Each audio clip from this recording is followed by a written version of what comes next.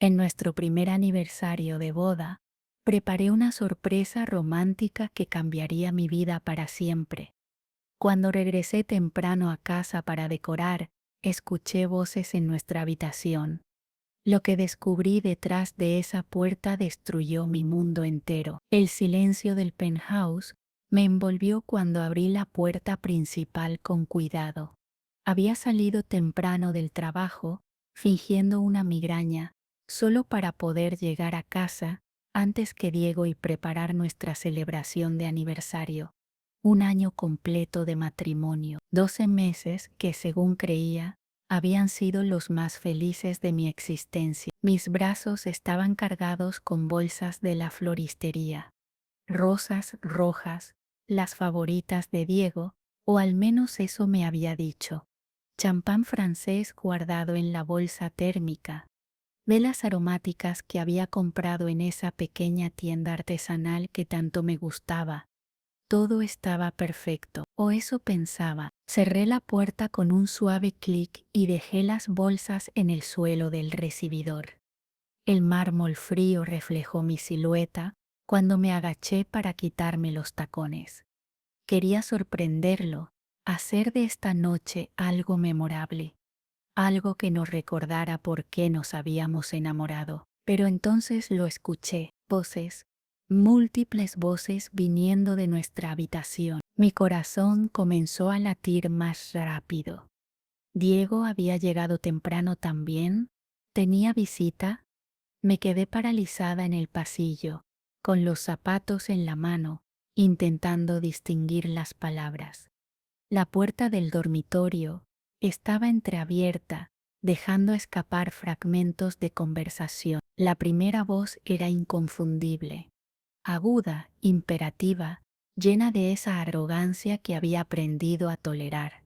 Remedios, mi suegra, mi respiración se volvió superficial. ¿Qué hacía aquí? Diego me había dicho que su madre estaba ocupada hoy, que no podría venir a cenar con nosotros esta noche como había sugerido inicialmente. Había insistido en que estaríamos solos, solo nosotros dos, celebrando nuestro aniversario en la intimidad. Avancé por el pasillo con pasos silenciosos, descalza sobre el parqué de roble. Cada tabla del suelo parecía amplificar el sonido de mi presencia, así que me moví con la cautela de un fantasma, conteniendo la respiración mientras me acercaba. El plan está funcionando perfectamente, dijo Remedios, su voz clara y llena de satisfacción. La ingenua no sospecha nada. Me detuve en seco. Mis dedos se aferraron al marco de la puerta. La sangre comenzó a zumbar en mis oídos. ¿Estás segura, mamá? La voz de Diego sonaba tensa, ansiosa. A veces me mira de una forma extraña, como si supiera. No sabe nada, respondió Remedios con un bufido despectivo. Es demasiado tonta y está demasiado enamorada. Martina es exactamente lo que necesitábamos. Una pueblerina con algo de dinero y sin la inteligencia para protegerse. Cada palabra era un puñal. Mi mano libre se dirigió a mi boca, presionando con fuerza para sofocar cualquier sonido que pudiera escapar. Las lágrimas comenzaron a picar mis ojos, pero las contuve. Necesitaba escuchar más. Necesitaba entender. Había una tercera voz, femenina, más joven, con un tono meloso que reconocí de inmediato. Verónica, solo quedan unos meses más, mi amor, dijo Verónica, y el término cariñoso hizo que mi estómago se revolviera. 18 meses, dijiste. Ya llevamos 12, 6 meses más, y seremos libres. Lo sé, respondió Diego, y pude imaginarlo frotándose la cara con esa manera nerviosa que tenía cuando estaba estresado. Pero está siendo más difícil de lo que pensé. Tener que fingir todos los días, dormir a su lado, actuar como si me importara. El mundo se detuvo. Mis piernas comenzaron a temblar. Me apoyé contra la pared, necesitando el soporte físico, porque mi cuerpo amenazaba con colapsar. Esto no podía estar pasando. No podía ser real. Es solo un poco más de tiempo, insistió Remedios. Una vez que el penthouse esté completamente asegurado a nuestro nombre y hayamos limpiado las cuentas bancarias, podrás divorciarte de ella. Ella se irá con las manos vacías. Pero el penthouse está a su nombre, protestó Diego. ¿Cómo vamos a reclamarlo? Remedios soltó una risa seca y cruel que me heló hasta los huesos. Tenemos los recibos de las transferencias, querido. Todo muestra que tú pagaste los 600.000 euros de la entrada. Ella no puede demostrar de dónde vino ese dinero. Diremos que fue un préstamo familiar que ella tiene que devolver. Sin recursos para un buen abogado, no tendrá manera de luchar contra nosotros en los tribunales. Su padre es solo un jubilado en la Costa del Sol, añadió Verónica. No tiene familia, no tiene red de apoyo.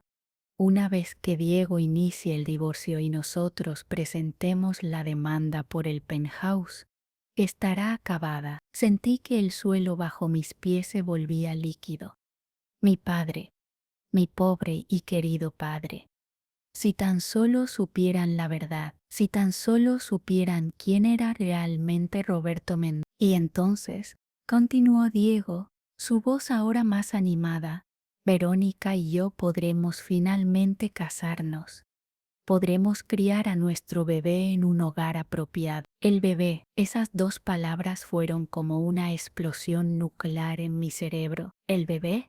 La voz de Remedios sonó divertida. Vero, cariño, ¿cuánto tiempo llevas ya? 6 meses, respondió Verónica con orgullo. El médico dice que es un niño, un varón para Diego. Las matemáticas eran simples y devastadoras. 6 meses. Nos casamos hace 12 meses, lo que significaba que Verónica quedó embarazada 6 meses antes de nuestra boda.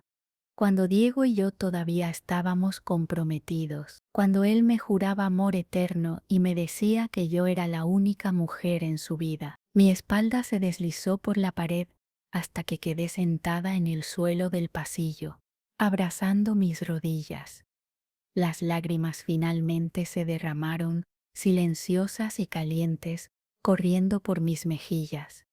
Pero incluso en medio de ese dolor devastador, algo más comenzó a despertar dentro de mí. Rabia, una rabia fría, calculadora, que comenzó como una chispa y rápidamente se convirtió en un incendio. Con manos temblorosas, saqué mi teléfono del bolsillo.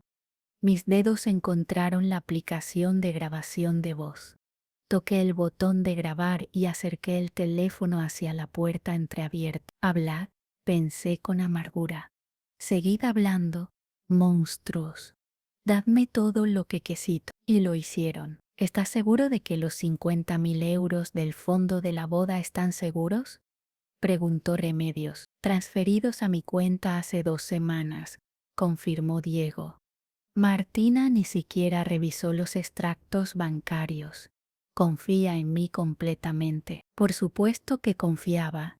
Era mi esposo, o al menos, eso creía. Perfecto, dijo Remedios. Ahora, sobre tu trabajo en Mendoza Enterprises. ¿Has podido desviar más fondos? Mi respiración se detuvo. Que he creado 3 empresas proveedoras falsas, explicó Diego, y pude escuchar el orgullo en su voz. Apruebo facturas para materiales que nunca se entregan. El departamento de contabilidad es un desastre. Nadie lo ha notado. ¿Cuánto llevas? Preguntó Verónica. Unos 80.000 hasta ahora. Una de las empresas está a nombre de mamá, otra a nombre de tu hermana, Vero. La tercera es una compañía offshore. Estaba robándole a mi padre.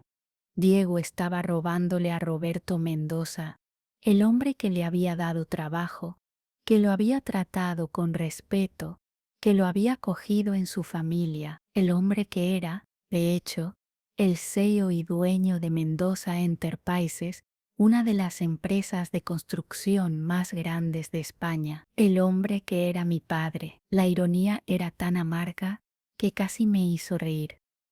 Casi. Bien hecho, hijo, dijo Remedios con aprobación maternal.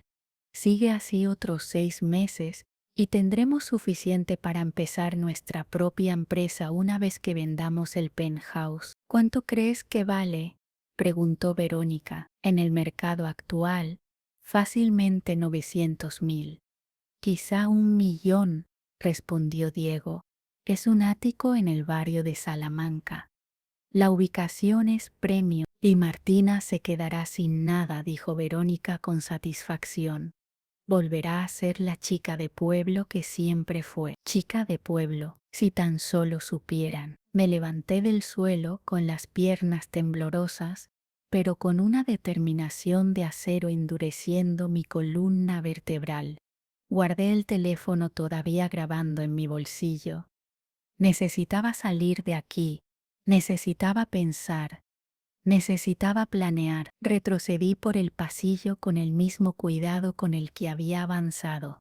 Recogí mis zapatos y las bolsas de la celebración de aniversario, esas malditas flores y ese champán caro que había comprado para un hombre que me estaba traicionando de la manera más vil y mejana. Salí del penthouse y cerré la puerta sin hacer ruido. Solo cuando estuve en el ascensor con las puertas cerradas y descendiendo, me permití derrumbarme contra la pared de espejo y sollozar. Pero incluso mientras lloraba, mi mente ya estaba trabajando. Diego había cometido un error enorme. No tenía idea de quién era realmente yo, y estaba a punto de descubrirlo de la manera más dolorosa posible. Llegué a mi coche en el garaje subterráneo. Arrojé las bolsas en el asiento trasero y me senté al volante. Mis manos temblaban tanto que me tomó 3 intentos meter la llave en el contacto. Finalmente, el motor rugió a la vida, pero no podía conducir todavía. Necesitaba escuchar la grabación completa. Necesitaba asegurarme de que lo tenía todo. Conecté el teléfono al sistema de audio del coche y presioné reproducir. La voz de Remedios llenó el espacio cerrado del vehículo. El plan está funcionando perfectamente. La ingenua no sospecha nada. Escuché todo de nuevo.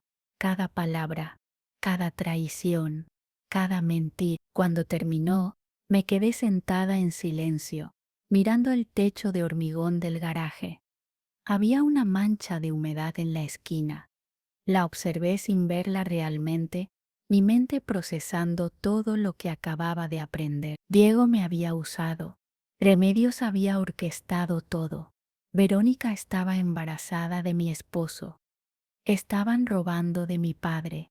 Planeaban dejarme sin nada. Pensaban que era una pueblerina tonta, fácil de manipular, sin recursos ni inteligencia para defenderme. Oh, cómo se equivocaban. Saqué otro teléfono de mi bolso, mi teléfono real, no el barato que usaba como parte de mi disfraz. Este tenía una sola persona en los contactos favoritos, Patricia Ruiz, mi mejor amiga desde la universidad y la abogada corporativa más feroz de Madrid. Marqué su número. Respondió al segundo tono. Martina, ¿qué pasa? Su voz estaba alerta. Patricia me conocía demasiado bien. Podía detectar problemas en mi tono incluso antes de que yo dijera una palabra. Patricia, dije, y mi voz sonó extrañamente calmada incluso a mis propios oídos. Necesito que vengas a la finca de papá. Esta noche. Ahora. Y trae tus herramientas legales. Las más afiladas que tengas. Hubo una pausa. ¿Qué hizo Diego? Todo, respondí simplemente. Hizo absolutamente todo lo que mi madre me advirtió que los hombres podrían hacer. Voy en camino, dijo Patricia de inmediato. ¿Tu padre lo sabe? Voy hacia allá ahora. Despiértalo si es necesario. Martina, la voz de Patricia se suavizó. ¿Estás bien? ¿Estaba bien? Mi matrimonio era una mentira. Mi esposo me estaba traicionando con otra mujer que estaba embarazada de él. Estaban planeando robarme todo lo que tenía y dejarme en la calle. Estaba robando de mi padre. No, admití. Pero lo estaré, una vez que los destruya a todos. Colgué antes de que Patricia pudiera responder. Arranqué el coche y salí del garaje. Las calles de Madrid estaban relativamente tranquilas a esta hora de la tarde. El tráfico fluía con facilidad mientras conducía hacia las afueras de la ciudad, hacia el barrio exclusivo de La Moraleja, donde mi padre tenía su mansión, la mansión donde había crecido, la casa que había dejado hace 3 años cuando decidí probar a los hombres que conocía, cuando decidí esconder mi verdadera identidad para encontrar amor real. Qué ingenua había sido. Mientras conducía, mi mente volvió al momento en que todo esto comenzó, el momento en que mi vida tomó este camino que me había llevado directamente a Diego Morales. Mi madre, Elena, había muerto hace 5 años. Cáncer de ovario, dijeron los médicos. Pero yo sabía la verdad. Había muerto de un corazón roto. Su propia hermana, mi tía Gabriela, había estado desviando fondos de las organizaciones benéficas de mi madre durante años. Millones de euros destinados a ayudar a niños enfermos, a familias necesitadas, a causas nobles, todo desapareciendo en las cuentas personales de Gabriela y su esposo. Cuando mamá lo descubrió, fue devastador. No era el dinero, era la traición. La hermana en la que había confiado toda su vida, la había estado robando sin remordimiento alguno. Mamá se consumió en 6 meses. El cáncer fue brutal, pero fue la decepción la que realmente la mató. En su lecho de muerte, tomó mi mano con su agarre débil y me hizo prometer algo. Martina, susurró su voz apenas audible sobre el pitido de las máquinas que la mantenían con vida. Prométeme que tendrás cuidado con tu corazón. Mamá. No, prométemelo, insistió, apretando mi mano con una fuerza sorprendente. El dinero es una lupa. Te muestra exactamente quiénes son las personas, pero a veces te quema antes de que puedas ver la verdad. Te lo prometo, susurré, las lágrimas corriendo por mis mejillas. Encuentra a alguien que te ame por ti, continuó mamá. No por el apellido Mendoza, no por las cuentas bancarias, por ti, por la mujer que eres. Esas fueron prácticamente sus últimas palabras coherentes.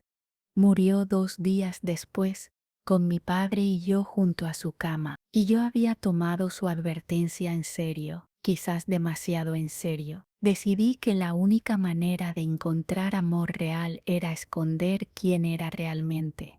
Así que me convertí en otra persona. Dejé la mansión de La Moraleja y alquilé un pequeño apartamento en un barrio de clase media. Guardé mi Porsche en el garaje de la finca y compré un Seat León de segunda mano.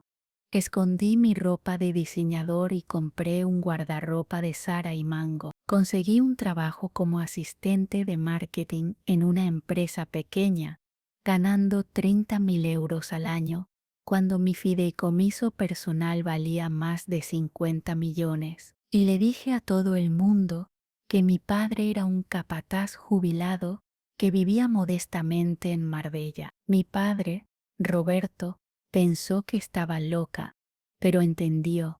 Él también había visto cómo el dinero cambiaba a las personas, cómo traía lo peor de la naturaleza humana. 6 meses, me había dicho cuando le expliqué mi plan. Te doy 6 meses antes de que te canses de vivir como una persona normal. Habían pasado 3 años, y en esos 3 años, había conocido a Diego Morales. Fue un día lluvioso de martes. Yo corría para entrar a una cafetería cuando me tropecé en un charco. Mi bolso voló por el aire, derramando su contenido en el agua embarrada. Diego estaba allí, alto, guapo, con una sonrisa cálida y ojos color avellana que parecían brillar con bondad genuina. Permíteme ayudarte, había dicho, agachándose para recoger mis cosas. Limpió mi teléfono roto con su propia manga, sin importarle arruinar su chaqueta. Creo que tu teléfono no sobrevivió, dijo con una mueca compasiva. Lo siento, no es tu culpa, le aseguré, tomando el dispositivo muerto de sus manos. Debería haber mirado por dónde caminaba. Déjame invitarte a un café como disculpa por no haber estado allí para atraparte antes de que cayeras, ofreció con una sonrisa tímida. Y así comenzó. Diego se presentó como un ejecutivo de ventas que luchaba por alcanzar sus cuotas mensuales. Conducía un Opel viejo que se descomponía constantemente. Vivía en un pequeño apartamento de soltero en las afueras. Su madre, dijo, vivía modestamente después del divorcio de su padre años atrás. Parecía perfecto, humilde, trabajador, con sueños pero sin la amargura de no haberlos alcanzado aún. Durante 2 años, pasó todas mis pruebas. Nunca pidió dinero prestado. Cuando íbamos a cenar siempre insistía en pagar, incluso cuando era obvio que le dolía gastar ese dinero. Me traía flores silvestres que recogía en el campo, porque decía que eran más bonitas que las rosas caras de las floristerías. Compartíamos cupones de descuento. Veíamos películas en casa en lugar de ir al cine. Cocinábamos juntos con ingredientes económicos. Yo me enamoré, profunda, completa, totalmente enamorada. Pensé que había ganado. Pensé que había encontrado a ese hombre unicornio que amaba a la mujer, no a la fortuna. Me propuso matrimonio en la playa de Málaga, al atardecer, con un anillo que probablemente lo había dejado endeudado durante meses. Dije que sí entre lágrimas de felicidad. Presenté a Diego a mi padre. Roberto vino desde Marbella para la reunión, manteniendo el personaje del capataz jubilado. Se vistió con ropa de corte inglés, se quejó del precio de la gasolina, escondió su Rolex en el bolsillo. Diego fue encantador, cortés, respetuoso, y mi padre, después de que Diego se fuera, me dijo algo que debería haber tomado más en serio. Es demasiado dependiente de su madre, había dicho papá, removiendo la cerveza barata que odiaba beber. He visto ese tipo antes. No son hombres, son extensiones de sus madres. Respeta a su familia, papá, lo defendí. Eso es admirable. Roberto me había mirado con esos ojos que habían construido un imperio desde cero, esos ojos que podían leer a las personas como libros abiertos. Hay una diferencia entre respeto y servilismo, hija. Ese chico no respeta a su madre. Le tiene miedo. Pero yo estaba demasiado enamorada para escuchar. Nos casamos en una ceremonia pequeña e íntima. Bueno, eso fue lo que yo quería. Pero Remedios insistió en invitar a toda la familia, lo que terminó siendo 50 personas que yo apenas conocía. Es por las apariencias, había explicado Remedios cuando protesté sobre el costo. Tenemos que mostrarle a la gente que la familia Morales está haciendo bien. Terminé pagando por casi todo con mi tarjeta Black, que guardaba escondida en un compartimento secreto de mi cartera. Remedios convenientemente olvidaba su bolso en el coche cada vez que llegaba una factura. Y luego estaba el penthouse. Había encontrado el ático perfecto en el barrio de Salamanca. Estaba en embargo, una ganga por 600.000 euros. Lo compré al contado con mi fideicomiso, pero Diego insistió en que la transacción pasara por su cuenta. Necesito sentir que estoy contribuyendo, había dicho, tomando mis manos. Por favor, déjame hacer esto. Déjame sentir que soy el hombre de la casa. Remedios había apoyado.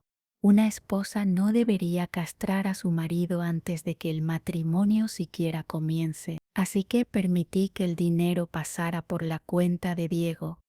Pero no era estúpida, Mi abogada, Patricia, se aseguró de que la escritura estuviera completamente a mi nombre. Diego solo vio el dinero entrar en su cuenta y luego salir hacia el vendedor. Pensó que el penthouse era de ambos, bienes gananciales en el matrimonio. No tenía idea de que legalmente era 100% mío, y esa pequeña jugada legal iba a ser su perdición. Llegué a las puertas de hierro forjado de la finca de mi padre. Las cámaras de seguridad reconocieron mi matrícula y las puertas se abrieron silenciosamente. Conduje por el camino de entrada bordeado de robles centenarios hasta que la mansión apareció ante mí. Home, mi verdadero hogar. Las luces estaban encendidas en el estudio de papá.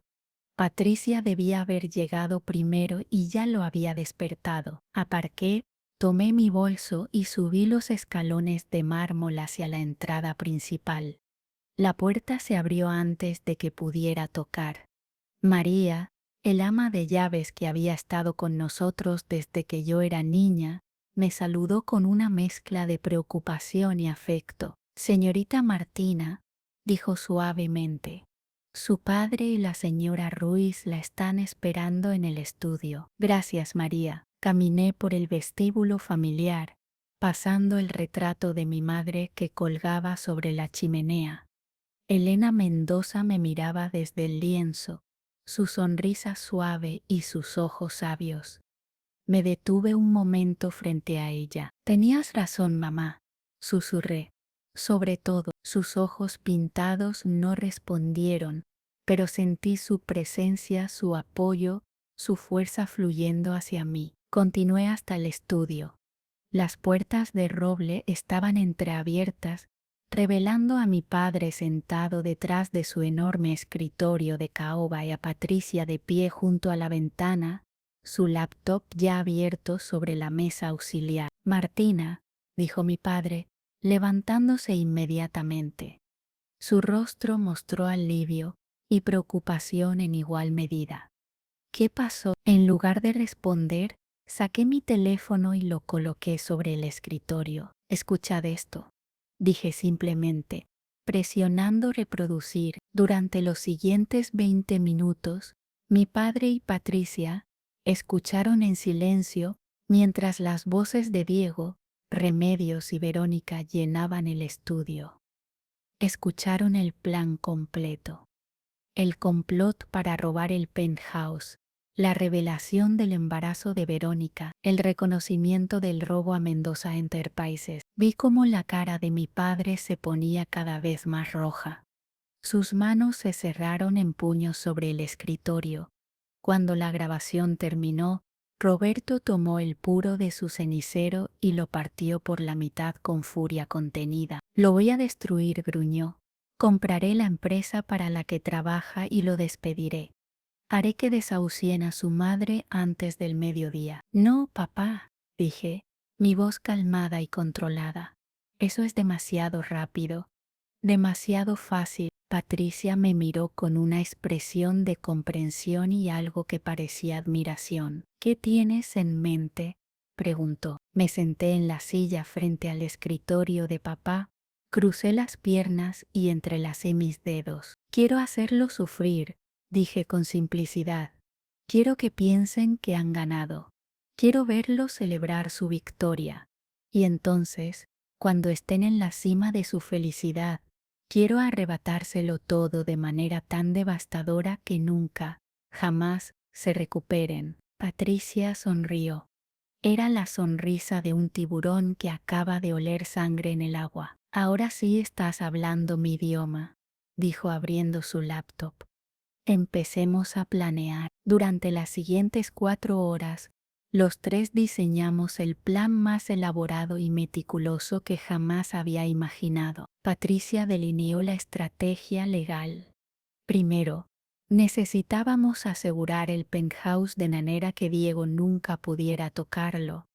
Crearíamos un acuerdo postnupcial que él firmaría sin darse cuenta de lo que realmente estaba renunciando. Le diremos que es un requisito de la compañía de seguros, explicó Patricia, Para reducir las primas mensuales, necesitan que el propietario principal esté claramente definido.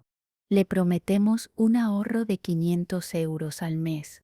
Con su avaricia, firmará sin leer la letra pequeña. ¿Y el robo?, preguntó mi padre, todavía furioso. Ese bastardo ha estado robándome durante meses. Ahí es donde entra Ramírez, dijo Patricia, refiriéndose al investigador privado que había trabajado con ella en docenas de casos. Necesitamos documentar todo. Cada factura falsa, cada transferencia sospechosa, cada cuenta offshore. Y luego necesitamos conectarlo todo directamente a Diego y a Remedio. ¿Cuánto tiempo llevará?, pregunté. Dame 3 meses, respondió Patricia. 3 meses para recopilar evidencia sólida que no deje lugar a dudas, evidencia que resulte no solo en un divorcio, sino en cargos criminales. 3 meses. 90 días de actuar como la esposa tonta e ingenua que ellos creían que era. 90 días de dormir junto a un hombre que me traicionaba. 90 días de ver a Remedios y sonreír mientras me insultaba. ¿Podía hacerlo? ¿Y durante esos 3 meses?, preguntó papá. Sonreí. No era una sonrisa agradable. Durante esos 3 meses voy a volverlo loco. Y eso fue exactamente lo que hice. Volví al penthouse esa noche, mucho después de la medianoche. Diego estaba dormido en nuestra cama, roncando suavemente, completamente inconsciente de la tormenta que estaba a punto de desatarse sobre él. Me deslicé bajo las sábanas a su lado. Él se removió, murmurando mi nombre en su sueño. Puso un brazo sobre mi cintura, acercándome. Tuve que hacer un esfuerzo sobrehumano para no apartarme con repulsión. En cambio, cerré los ojos y me obligué a respirar de manera uniforme. Mañana comenzaría el juego.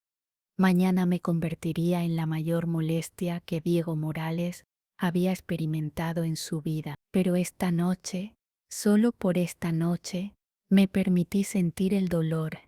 Las lágrimas silenciosas corrieron por mis mejillas mientras permanecía acostada junto al hombre que había jurado amarme y honrarme, el hombre que me había mentido desde el principio. El hombre que estaba a punto de descubrir que se había casado con la mujer equivocada. La mañana llegó con la luz del sol filtrándose a través de las cortinas. Diego se despertó antes que yo, como siempre. Lo escuché moverse por el dormitorio, preparándose para ir al trabajo. Me estiré y abrí los ojos, forzando una sonrisa brillante y amorosa en mi rostro. Buenos días, mi amor, dije con voz dulce. Diego se giró sorprendido de verme despierta. Buenos días, cariño. ¿Dormiste bien? Maravillosamente, mentí. Oye, hoy es viernes. ¿Qué te parece si hacemos algo especial este fin de semana? Podríamos ir a ese restaurante nuevo del que todo el mundo habla. Vi la vacilación en sus ojos. Ese restaurante era caro, muy caro. No sé, Martina. He tenido una semana dura en el trabajo. Quizás deberíamos quedarnos en casa. Oh, vamos, insistí, levantándome de la cama y abrazándolo por detrás. Es nuestro aniversario de 1 año este mes. Deberíamos celebrar. Nuestro aniversario fue ayer, dijo Diego con un tono extraño en su voz. Ups. Me había olvidado completamente en medio del trauma de descubrir su traición. Oh, Dios mío, exclamé, llevándome las manos a la cara con falso horror. Lo olvidé por completo. Mi amor, lo siento tanto. Estaba tan ocupada en el trabajo. Déjame compensarlo. Por favor, déjame llevarte a cenar esta noche. Diego pareció relajarse un poco. Está bien, cariño. No te preocupes. Sé que has estado estresada. Entonces, cena esta noche. Presioné. Haré una reserva en la terraza de Oscar. He oído que es increíble. Martina, ese lugar cuesta como 200 euros por persona. No me importa, dije alegremente. Quiero consentir a mi esposo. Usaremos la cuenta conjunta. Es nuestro dinero, ¿verdad? Vi el conflicto en su rostro. Por un lado, quería el dinero para él y Remedios. Por otro lado, no podía negarse sin parecer sospechoso. Está bien, accedió finalmente, pero la próxima vez algo más modesto. Por supuesto, mi amor, esa noche gasté exactamente 450 euros en la cena. Pedí el vino más caro, los platos más elaborados, y Diego tuvo que sonreír y fingir que disfrutaba mientras veía mentalmente cómo su plan de robo perdía casi 500 euros en una sola comida. Y eso fue solo el comienzo. Durante las siguientes semanas, me convertí en la esposa más torpe e inocente que se pueda imaginar. Accidentalmente, tiré a la basura el broche de oro de Remedios cuando vino de visita, el que había heredado de su abuela. Accidentalmente, lavé la camisa blanca de Diego con mis jeans nuevos, tiñéndola de un hermoso tono azul justo antes de su presentación importante en el trabajo. Accidentalmente, perdí las llaves del coche de Diego la mañana de su reunión más crucial del mes, obligándolo a tomar el metro y llegar sudoroso y media hora tarde. Accidentalmente,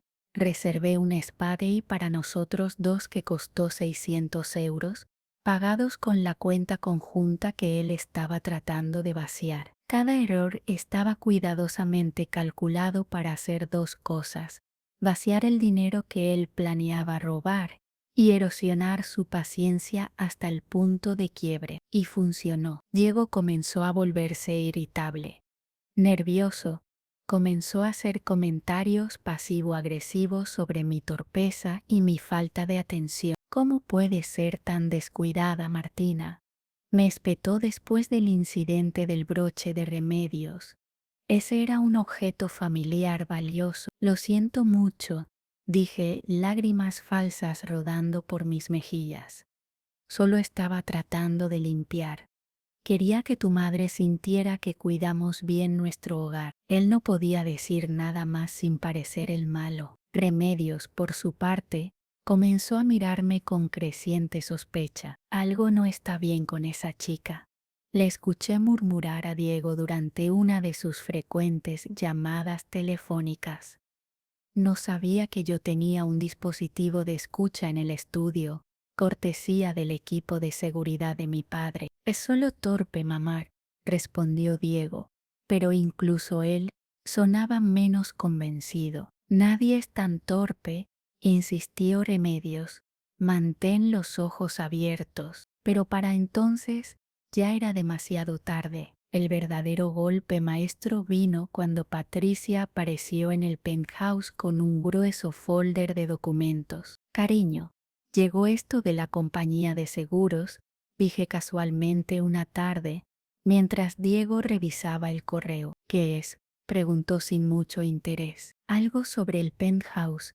Dicen que las primas mensuales son muy altas porque el estatus de propiedad no está claro. Eso captó su atención inmediatamente. ¿Qué quieres decir con no está claro? Bueno, técnicamente la escritura está a mi nombre, pero tú hiciste el pago inicial, así que la compañía de seguros está confundida sobre quién es el propietario principal. Vi la codicia iluminarse en sus ojos. Entonces deberíamos aclararlo, dijo Diego, tratando de sonar casual. ¿Qué sugieren? ¿Quieren que firmes este acuerdo postnupcial?, dije, entregándole el documento que Patricia había preparado con tanto cuidado. Básicamente establece claramente la situación de propiedad. Dicen que una vez que lo firmemos, nuestras primas bajarán de 900 a 400 euros al mes. 500 euros de ahorro. Los ojos de Diego brillaron. Déjame ver eso. Tomó el documento y comenzó a hojearlo. Pero era denso, lleno de jerga legal. Patricia lo había hecho deliberadamente complicado. Es mucho texto, se quejó Diego. La mujer de seguros dijo que es solo formalidad estándar. Mentí suavemente. Básicamente dice que reconoces que el penthouse es principalmente mío porque está a mi nombre, pero que tú contribuiste con el pago. Algo sobre separación de activos para efectos de seguros. No era exactamente una mentira. El documento sí decía eso, pero también decía que Diego renunciaba a todos los derechos maritales sobre la propiedad, que reconocía que el dinero del pago había sido prestado, no aportado, que en caso de divorcio no tenía ningún reclamo legal sobre el penthouse. Diego ni siquiera leyó hasta ese punto. ¿Dónde firmo?, preguntó, ya buscando un bolígrafo. Aquí, aquí y aquí. Señalé las líneas, mi corazón latiendo con anticipación. Diego garabateó su firma en las 3 páginas. Yo firmé después, manteniendo mi presión neutral, aunque por dentro estaba celebrando. Listo, dijo, entregándome el documento. Ahora podemos ahorrar 500 euros al mes. Eres el mejor esposo, dije besando su mejilla. Él sonrió, sin darse cuenta de que acababa de firmar su sentencia de muerte. Esa noche, después de que Diego se durmiera, escaneé los documentos firmados y se los envié a Patricia. Su respuesta llegó en segundos. Perfecto. Ahora es legalmente imposible para él reclamar el penthouse. Siguiente fase. La siguiente fase era más oscura, más personal. Ramírez, el investigador privado, comenzó a seguir a Diego. Fotografiaba cada visita a casa de Verónica, cada abrazo robado en cafeterías discretas, cada vez que compraba vitaminas prenatales o cremas para el embarazo. Mientras tanto, el equipo forense de papá se hundió en los registros financieros de Mendoza Enterprises. Encontraron exactamente lo que esperábamos: un rastro claro de facturas falsas, empresas proveedoras inexistentes y transferencias bancarias a cuentas conectadas con Diego y Remedios. Pero el hallazgo más condenatorio fue uno que no habíamos anticipado. Diego no solo había robado 80.000 euros, había robado 120.000. Y una de las cuentas receptoras estaba a nombre de Verónica. Este idiota está financiando el embarazo de su amante con dinero robado de tu padre, dijo Patricia cuando me mostró la evidencia. Es casi poético. Es estúpido, corregí, que es exactamente lo que necesitamos que sea. Al acercarse el final del tercer mes, decidimos que era hora del golpe final. Quiero hacer una cena, le dije a Diego una noche. Él me miró con sospecha. Nuestras cenas ahora lo ponían nervioso, ya que generalmente terminaban costándole dinero. ¿Qué tipo de cena? Una cena familiar, dije alegremente, para celebrar nuestro aniversario apropiadamente esta vez. Invitemos a tu madre, a Verónica, y a cualquier otra persona que quiera. Vi el brillo de malicia en sus ojos. Una cena donde yo podría hacer el ridículo delante de su familia.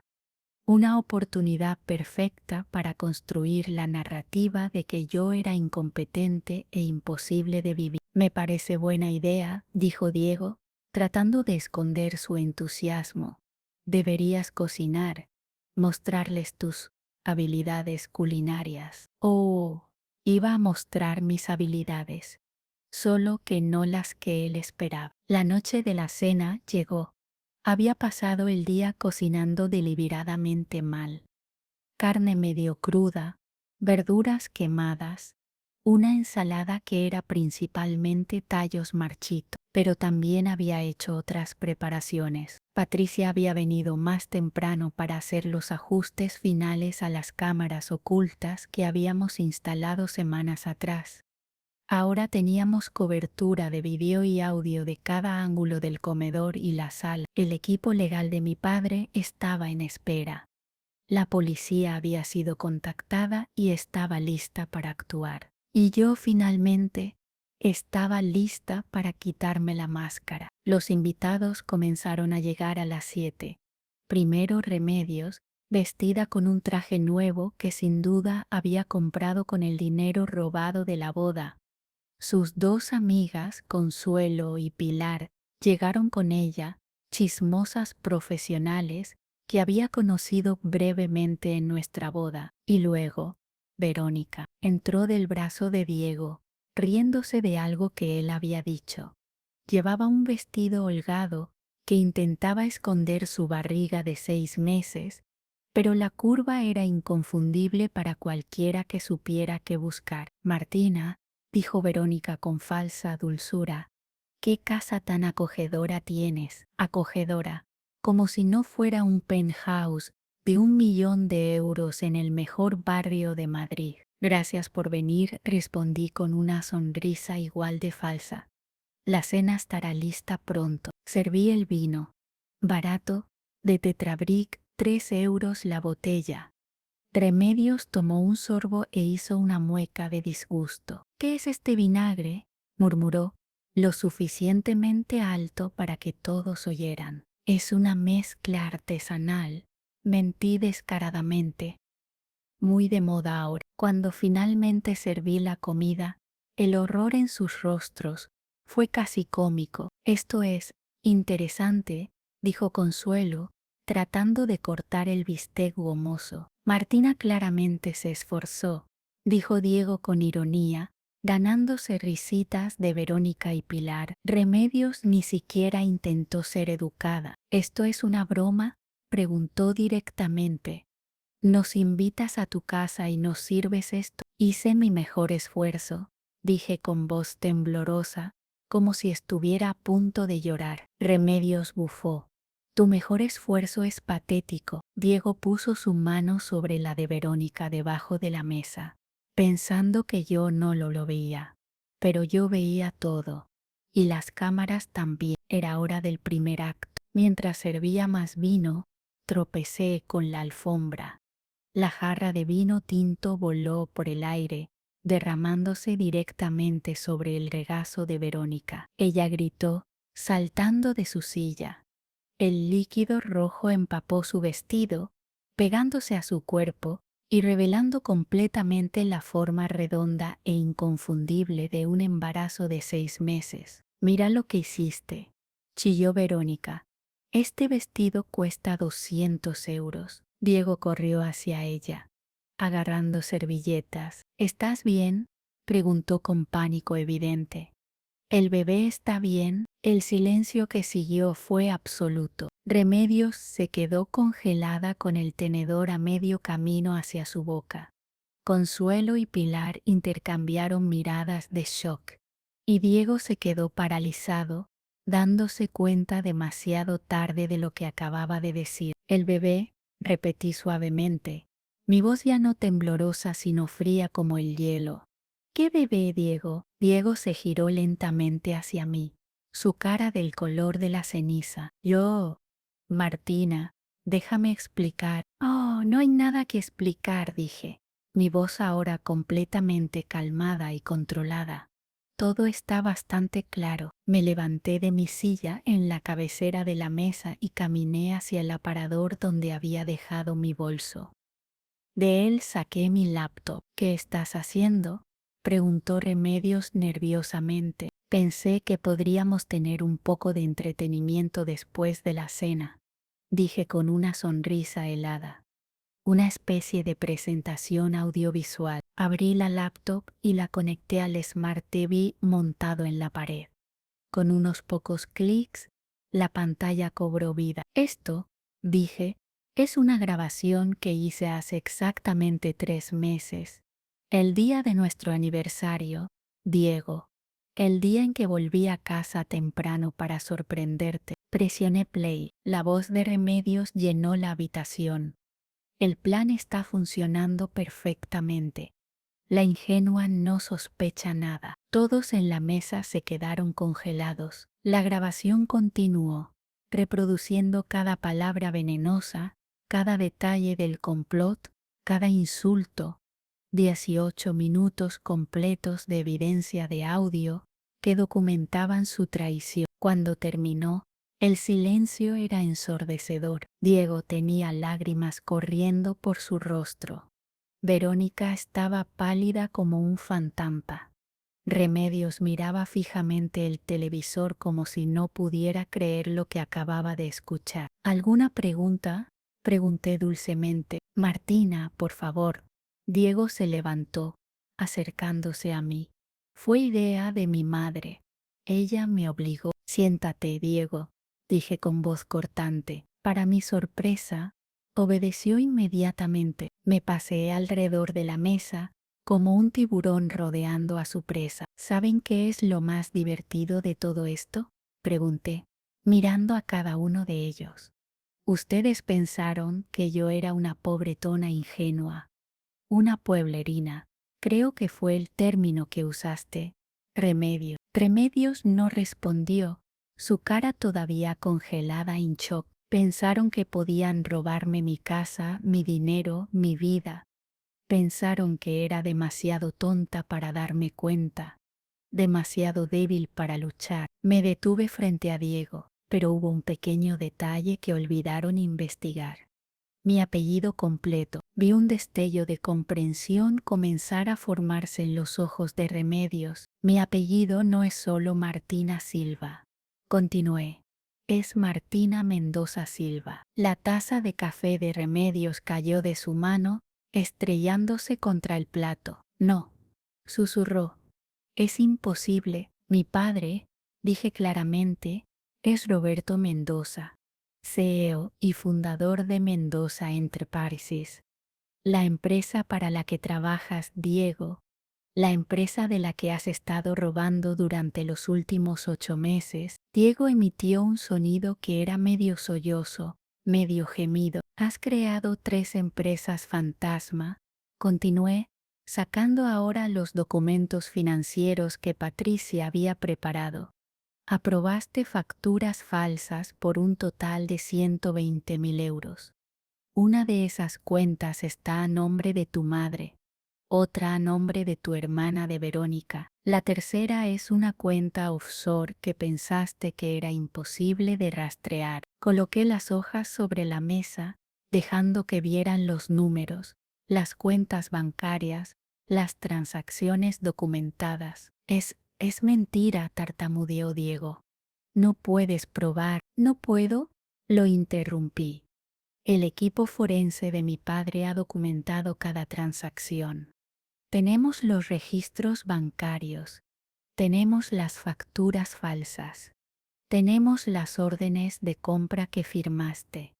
Tenemos todo, Diego. Me giré hacia Remedios. Y tú, querida Remedios, pensaste que eras tan lista. Crear esa compañía a tu nombre para recibir pagos de las facturas falsas. ¿De verdad creíste que nadie lo notaría? Fue Diego, dijo Remedios inmediatamente, arrojando a su propio hijo bajo el autobús sin una pizca de remordimiento. Él me obligó. Yo no sabía que el dinero era robado. Diego la miró con absoluta traición. Mamá, es supervivencia. Hijo, dijo Remedios fríamente. Cada uno por su cuenta ahora. Era casi hermoso, en su horrible manera. Los monstruos volviéndose uno contra el otro. En cuanto al penthouse, continué, ese acuerdo postnupcial que firmaste hace 2 meses, Diego, ¿te acuerdas? El que iba a reducir nuestras primas de seguro. Vi la iridación lenta cruzar su rostro. Era un truco, susurró. No era un truco, lo corregí. Era completamente legal. Y al firmarlo renunciaste explícitamente a todos los derechos maritales sobre esta propiedad. Reconociste que el 100% del dinero vino de mí. Admitiste que no contribuiste con nada. Saqué el documento, con sus firmas claramente visibles. El penthouse es mío, Diego. Legal e irrevocablemente mío. Y no hay absolutamente nada que puedas hacer al respecto. Verónica comenzó a sollozar. ¿Y yo? Preguntó con voz quebrada. ¿Qué pasa con nuestro bebé? La miré. Esta mujer que había conspirado para destruir mi matrimonio, que había celebrado la idea de dejarme sin nada. Tu bebé es asunto tuyo, Verónica, pero puedo decirte que el padre de tu hijo está a punto de ir a prisión por un tiempo muy largo. Como si lo hubiera planeado, lo cual había hecho. Sonó el timbre de la puerta. Ah, dije con satisfacción. Debe ser la policía. No, gritó Diego, poniéndose de pie. Martina, por favor, podemos arreglar esto. Te daré el divorcio. No pelearé por nada. Solo, por favor, no involucres a la policía. ¿No involucrar a la policía? Repetí, casi riendo. Diego, robaste 120.000 euros de mi padre. Creaste empresas falsas para blanquear dinero.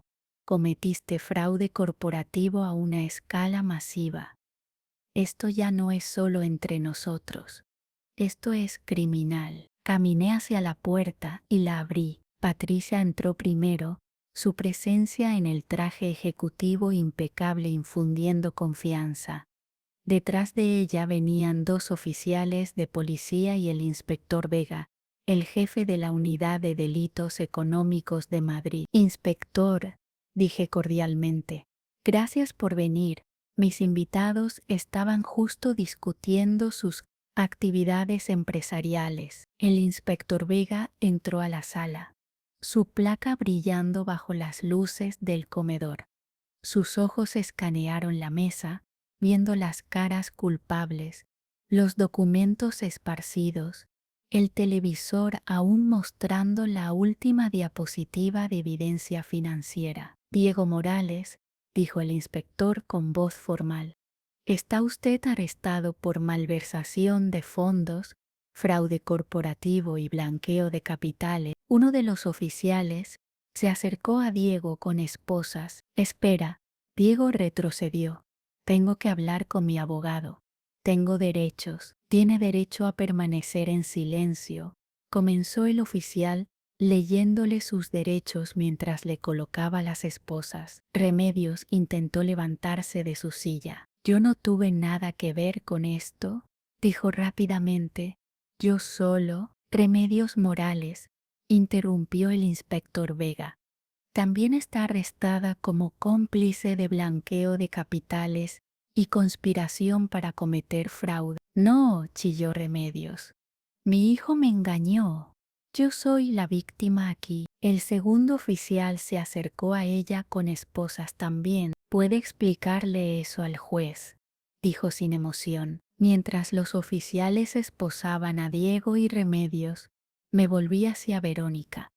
Estaba sentada en su silla, sollozando, con las manos protectoramente sobre su vientre hinchado. Martina, suplicó entre lágrimas, por favor, tengo un bebé. No puede, no te voy a arrestar, Verónica, dije fríamente. No has cometido ningún crimen, aparte de ser una mujer horrible con una moral cuestionable. Me acerqué a ella y me incliné para que solo ella pudiera oírme. Pero quiero que sepas algo, susurré. Ese hombre al que amas, el padre de tu hijo, nunca fue tuyo. No estaba tomándolo de mí. Tú eras su plan B, su escape de emergencia. Y ahora, ese escape se cierra con una sentencia de prisión. No puedes quitármelo, sollozó Verónica. Lo amo, cariño, dije, incorporándome. Ya te lo quité, o más bien, él se quitó a sí mismo con su propia estupidez. Ahora tienes 2 opciones.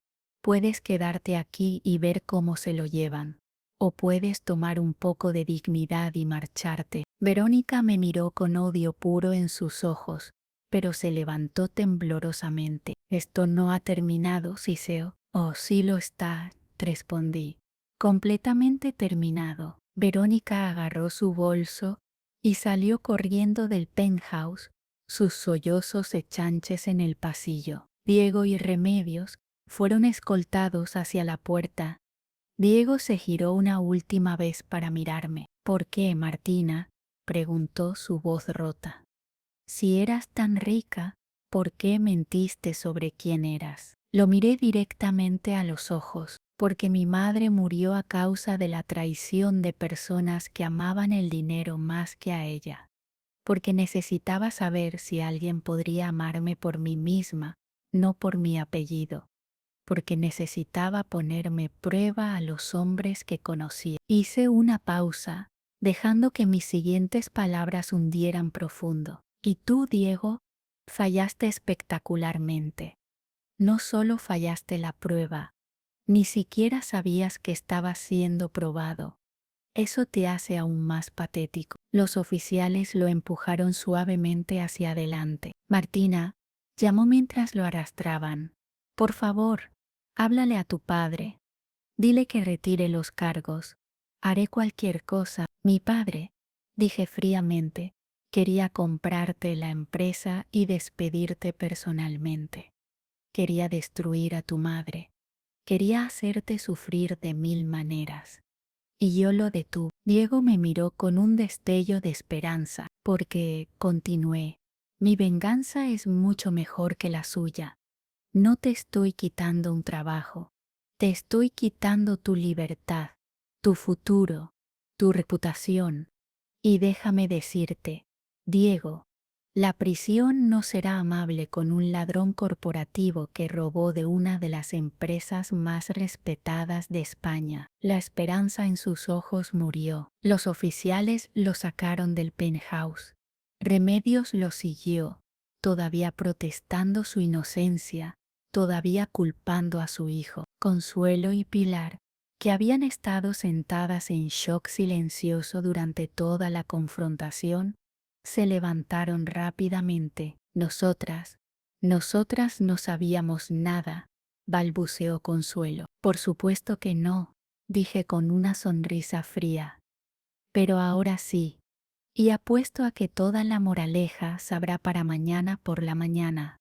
Espero que disfruten compartiendo la historia. Se fueron casi corriendo. Finalmente solo quedamos Patricia y yo en el comedor en ruinas. Patricia me miró con una mezcla de orgullo y preocupación. ¿Estás bien?, preguntó suavemente. Y esa simple pregunta, esa pequeña muestra de preocupación genuina, rompió el dique que había estado conteniendo mis emociones durante 3 meses. Me derrumbé en una silla y comencé a llorar, no las lágrimas gentiles y silenciosas de antes. Estas eran sollozos profundos y desgarradores que sacudían todo mi cuerpo. Patricia se arrodilló junto a mí, poniendo su brazo alrededor de mis hombros. Lo hiciste, dijo. Lo lograste. Están terminados. Lo amaba, logré decir entre sollozos. Realmente lo amaba, Patricia. ¿Cómo pude ser tan estúpida? No eras estúpida, dijo firmemente Patricia. Eras humana. Esperabas lo mejor de alguien. Eso no te hace estúpida. Lo hace a él un monstruo. Lloré hasta que no me quedaron más lágrimas. Lloré por el matrimonio que pensé que tenía. Lloré por el amor que creí que era real. Lloré por la versión ingenua de mí misma, que había muerto el día que escuché esa conversación. Pero cuando finalmente me sequé las lágrimas y me levanté de esa silla, algo había cambiado fundamentalmente en mí. Ya no era la chica que escondía su identidad por miedo a ser usada. Era la mujer que había sido usada y había salido triunfante del otro lado. Era la mujer que había tomado lo peor que la vida le había lanzado y lo había convertido en justicia. Y aunque había ganado esta batalla, sabía que las heridas que había recibido tardarían mucho más tiempo en sanar que el tiempo que tomó destruir a mis enemigos. Los siguientes meses se convirtieron en un torbellino de procedimientos legales y desenredo emocional. El divorcio fue rápido. Diego no peleó nada, atrapado como estaba en un enjuiciamiento criminal mucho más serio. El juicio fue un espectáculo. La sala del tribunal estaba llena con empleados de Mendoza Enterprises, reporteros y curiosos que querían ver la caída de los Morales. Mi padre testificó, describiendo el impacto que el robo había tenido en la empresa. Patricia presentó la montaña de evidencia que habíamos recopilado: registros bancarios, facturas falsas, grabaciones de audio, documentos firmados. El abogado de Diego intentó argumentar que él había sido influenciado por su madre, que Remedios era la verdadera cerebro detrás del plan. Remedios, en su testimonio, culpó completamente a Diego. Él me dijo que el dinero era de bonos, lloró en el estrado. Yo nunca habría aceptado dinero robado. Soy una mujer respetable. Diego, observando a su madre traicionarlo una vez más, se derrumbó completamente. Admitió todo: el robo, el plan para quedarse con el penthouse, el engaño de casarse conmigo solo por dinero. El juez no fue misericordioso. Diego recibió 6 años de prisión por malversación de fondos, fraude y blanqueo de capitales. Remedios recibió 2 años de libertad condicional y 300 horas de servicio comunitario. También fue obligada a pagar restitución, que por supuesto no podía permitirse, resultando en el embargo de su casa. Verónica dio a luz a un niño, Lucas, 2 meses después del juicio. Envió a Diego una foto del bebé. Él la recibió en su celda. Supe todo esto porque el sistema judicial me mantenía informada como víctima de los crímenes. Parte de mí quería sentir satisfacción por su sufrimiento, y lo hacía, pero otra parte de mí solo se sentía vacía. Había ganado, había obtenido justicia, había destruido a las personas que intentaron destruirme, pero seguía sola. Pasé meses enterrándome en el trabajo. Me uní oficialmente a Mendoza Enterprises como directora de operaciones, usando mi nombre completo por primera vez en años. Martina Mendoza Silva, la heredera, la hija del fundador. Los empleados me miraban con una mezcla de respeto y temor. Me llamaban la reina de hielo debido a mi enfoque despiadado en los negocios y mi aparente falta de vida personal. Trabajaba 16 horas al día, 6 días a la semana. Me sumergía en contratos y proyectos, encontrando consuelo en números y estructuras que tenían sentido, a diferencia de las relaciones humanas que habían demostrado ser tan engañosas. Mi padre se preocupaba. Martina, me dijo una noche cuando me encontró todavía en la oficina a las 10 de la noche, ganaste la batalla, pero no puedes dejar que ellos ganen la guerra. ¿Qué guerra, papá?, pregunté sin levantar la vista de mi laptop. La guerra contra tu capacidad de volver a confiar, de volver a amar, de volver a vivir. Cerré la laptop y lo miré. No sé si puedo, papá. Cada vez que pienso en dejar que alguien se acerque, solo veo la cara de Diego, solo escucho las palabras de Remedios. ¿Cómo puedo confiar de nuevo? Roberto se sentó frente a mí, sus ojos llenos de la sabiduría de alguien que había vivido una vida plena y había sobrevivido su propia cuota de traiciones. No puedes, dijo simplemente, no puedes confiar ciegamente de nuevo, pero puedes aprender a confiar sabiamente. ¿Cuál es la diferencia? Confianza ciega es lo que tenías con Diego. Confianza sabia es lo que construyes con alguien con el tiempo, con evidencia, con acciones consistentes. Es confiar pero verificar. Es esperar lo mejor pero proteger lo peor. Suena exhausting, dije con una sonrisa amarga. Lo es, admitió Roberto. Pero la alternativa es esto. Hizo un gesto hacia mi oficina vacía, mi vida vacía. Y mereces más que esto, hija. Tenía razón, por supuesto, pero el conocimiento intelectual de que necesitaba sanar no hacía el proceso emocional más fácil. La salvación llegó de una fuente inesperada. La música. Había tocado piano cuando era niña, pero lo había abandonado cuando conocí a Diego porque él decía que la música clásica era aburrida. Ahora me compré un Steinway de cola y lo puse en la sala del penthouse. Cada noche, después de largas horas en la oficina, venía a casa y tocaba Chopin, Rachmaninoff, Debussy. Vertía toda mi rabia, mi dolor, mi soledad en las teclas. La música se convirtió en mi terapia, mi confesional, mi manera de procesar todas las emociones que no podía expresar en palabras. Y fue la música lo que, 3 años después del divorcio, me llevó a conocer a Javier. Patricia me convenció de asistir a una gala benéfica para la orquesta sinfónica. No quería ir.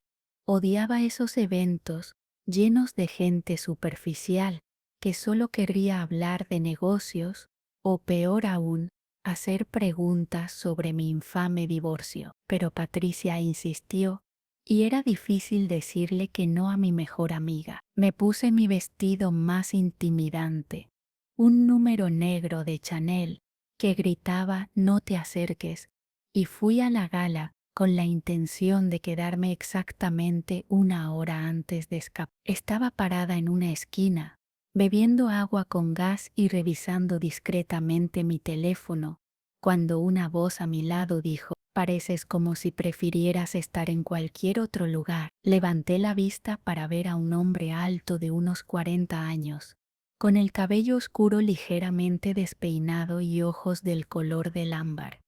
Llevaba un smoking que se veía cómodo pero vivido, no el tipo de traje de diseñador que los hombres ricos usan para impresionar. Preferiría una auditoría fiscal, respondí fríamente.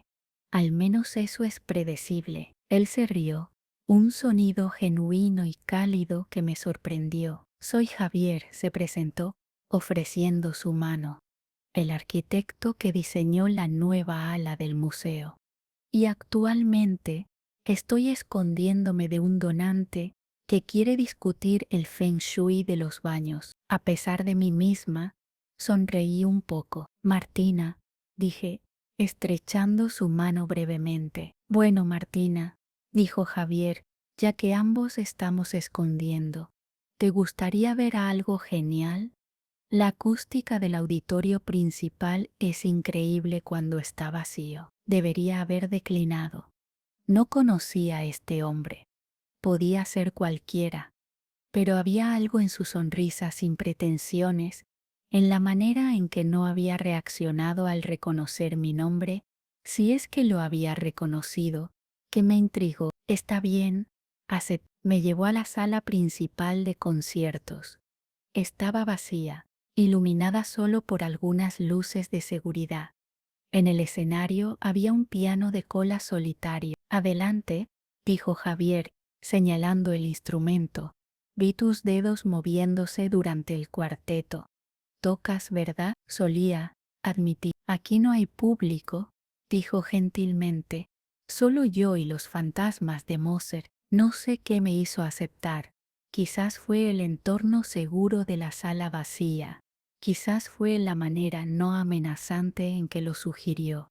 Quizás estaba simplemente cansada de reprimir toda emoción. Me senté al piano, toqué las teclas y comencé a tocar. Toqué un nocturno de Chopin, uno que había estado practicando en casa. La música fluyó a través de mí, llenando la vasta sala vacía con su melancolía y anhelo. Cerré los ojos, perdida en la música, olvidando dónde estaba, olvidando a mi audiencia de uno. Cuando terminé, el silencio se asentó sobre la sala como una manta. Abrí los ojos. Javier estaba parado exactamente donde lo había dejado, pero había lágrimas en sus mejillas. Eso fue, comenzó, su voz ronca de emoción. Eso fue lo más triste y hermoso que he escuchado en mi vida. Nadie había reaccionado así a mi música antes. Diego ciertamente nunca lo había hecho. ¿Quién te hizo daño?, preguntó Javier en voz baja. La pregunta fue tan directa, tan inesperada, que me estremecí. Eso no es asunto tuyo, espeté, levantándome bruscamente del piano. Los muros se elevaron instantáneamente. Había dejado a alguien demasiado cerca. Era hora de retirarse. Tengo que irme, dije caminando rápidamente hacia la salida. Espera, llamó Javier. Déjame invitarte a cenar. Una cena real, no estos canapés diminutos. No salgo con nadie, dije sin girarme. No te estoy pidiendo una cita, dijo siguiéndome. Te estoy pidiendo conocer a la persona que puede hacer llorar a un piano. Me detuve en la puerta. No puedo, dije, mi voz más suave ahora. Realmente no puedo. Y me fui, dejando atrás la única persona en 3 años que había visto a través de mi armadura hasta el dolor debajo. Pero Javier no se rindió. Al día siguiente, llegó un paquete a mi oficina. Era un libro de partituras raras, piezas de compositoras del siglo XIX, que pocas personas conocían. La nota dentro decía, para la música, sin obligaciones. Tracé la cubierta del libro. Sin obligaciones, quizás, solo quizás, podía arriesgarme a un café. Tardó 6 meses. 6 meses de cafés ocasionales donde hablábamos de arquitectura, ingeniería estructural, música, cualquier cosa excepto mi pasado o mi dinero. Javier no sabía quién era durante los primeros 3 meses. Pensó que era solo una directiva de alto nivel en Mendoza Enterprises. Cuando finalmente descubrió que yo era la Martina Mendoza, la heredera, la hija del fundador, su reacción no fue de entusiasmo, fue de molestia. Genial, gruñó, dejando caer su cabeza sobre la mesa de la cafetería que frecuentábamos. Ahora la gente va a pensar que soy un cazafortuna. Reí, sorprendida por su reacción. ¿Ese es tu único problema con esto? Es un problema legítimo, insistió. ¿Sabes lo difícil que es comprarle un regalo de cumpleaños a alguien que puede comprar un país? No necesito regalos, le aseguré. Vas a recibir una casita para pájaros tallada a mano, refunfuñó, porque es lo único que puedo hacer que tú no puedas comprar. Y lo hizo. Para mi cumpleaños, me regaló una casita para pájaros que había tallado él mismo. Estaba torcida. La pintura era desigual y era absolutamente perfecta. La puse en la repisa de mi chimenea junto a mis jarrones mink y valía más para mí que cualquier pieza de arte en la habitación. Javier pasó todas las pruebas que no sabía que estaba tomando. Cuando lo invité a conocer a mi padre, no preguntó sobre la fortuna de la familia o las oportunidades de negocio. Habló con Roberto sobre arquitectura histórica y fútbol. Cuando su coche se descompuso y le ofrecí prestarle dinero, rechazó y pidió un préstamo al banco en su lugar. Cuando su madre enfermó y necesitó ayuda con las cuentas médicas, vino a mí no pidiendo dinero sino pidiendo consejos sobre opciones de seguro. Cada acción, cada elección, demostraba que no estaba interesado en mi dinero. Estaba interesado en mí, pero aún así tenía miedo. El punto de inflexión llegó 2 años después de conocerlo. Mi padre tuvo un infarto leve. No fue mortal, pero fue aterrorizante. Estaba en el hospital, paseando por el pasillo, absolutamente destrozada por la idea de perder a la única familia que me quedaba. Intenté alejar a Javier. Ve a casa, le dije. No necesitas estar aquí. Va a ser una noche larga. Javier me miró como si yo hubiera dicho algo absolutamente ridículo. Cállate, Martina, dijo suavemente. Me guió a una silla, puso su chaqueta sobre mis hombros, fue a la máquina expendedora y me trajo el café más horrible que jamás había probado, y luego se sentó a mi lado, sosteniendo mi mano durante 12 horas seguidas. No miró su teléfono. No se quejó. No pidió salir a comer. Solo estuvo allí. Cuando papá finalmente se despertó, aturdido pero estable, Javier fue el primero en hacer una broma. Señor Mendoza, dijo con una sonrisa tímida, realmente llegó a extremos para cancelar nuestro partido de golf la próxima semana. Papá rió débilmente, y más tarde, cuando vi a Javier acompañarlo a su coche, exhausto pero aún sonriendo, finalmente me permití creer. Este era un hombre bueno, un hombre real, un hombre que me amaba por mí, no por mi apellido o mi cuenta bancaria. ¿Por qué eres tan bueno conmigo?, le pregunté cuando volvió. Javier se detuvo, me tomó por los hombros y me miró directamente a los ojos. Porque te amo, dijo simplemente, no a la heredera, no a la directora de operaciones. Te amo a ti, a la mujer que toca canciones tristes en el piano, a la mujer que se esconde en las galas, pero tiene el corazón más fuerte que conozco. Me estremecí. No soy fuerte, susurré.